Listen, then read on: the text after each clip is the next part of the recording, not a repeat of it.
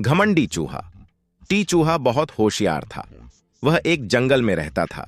उसने अपना एक छोटा सा घर बना रखा था। जंगल के पास एक घर था, उसमें एक छोटा सा बच्चा रहता था। उस बच्चे के पास लॉग बूट थे, लेकिन वह छोटे हो गए थे। उस लड़के ने वह फेंक दिए। बंटी चूहा, अरे ये जूते तो बहुत अच्छे हैं, मैं इसमें आराम से सो सकता हूं।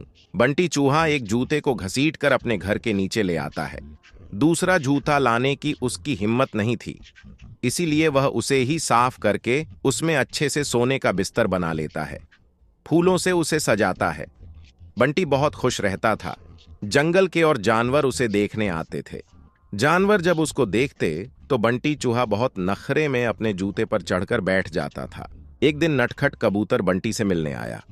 नटखट कबूतर, बंटी भाई बहुत सुंदर घर सजाया है, और इस जूते ने तो 4 चांद लगा रखे हैं।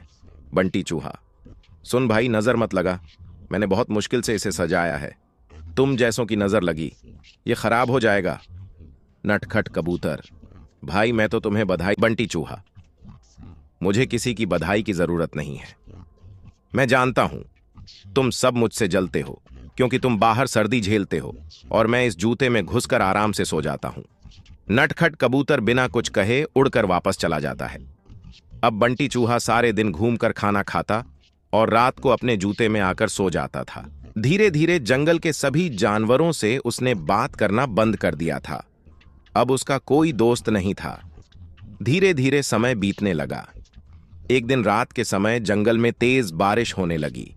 इस सबसे बेखबर बंटी चूहा अपने जूते में आराम से सो रहा था। उसे बाहर के मौसम का पता नहीं लगा। बारिश का पानी बढ़ने लगा। जूते के तले में एक सुराख था, जिससे पानी जूते में भरने लगा। कुछ ही देर में बहुत सारा पानी जूते में भर गया।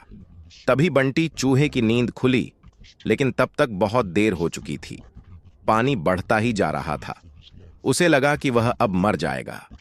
बंटी चूहा जोर जोर से चिल्लाने लगा, लेकिन बारिश की आवाज में किसी ने उसकी आवाज नहीं सुनी। बंटी चूहे को अपनी मौत साफ नजर आ रही थी। वह जोर जोर से उछलने लगा।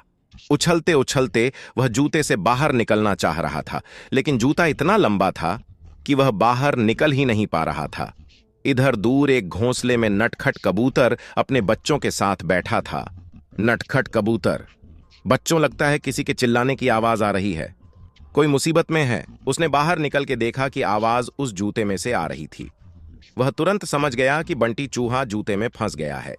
नटखट कबूतर बिना देर किए किसी तरह उड़कर वहां पहुंच गया। वह जूते के ऊपर बैठ गया।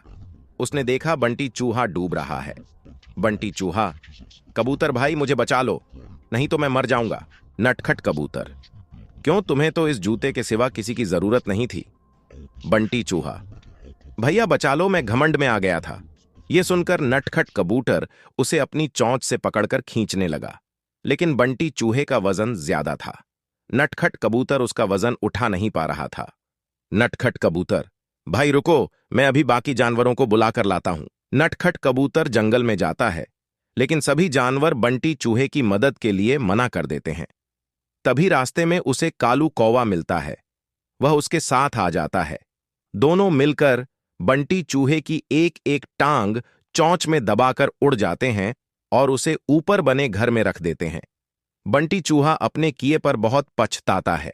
अगले दिन वह जूते को खींचकर उल्टा कर देता है। उससे उसका पानी निकल जाता है।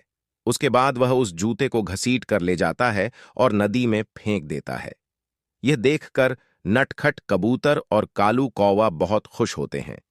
फिर बंटी चूहा सब जानवरों के पास जाकर सबसे माफी मांगता है।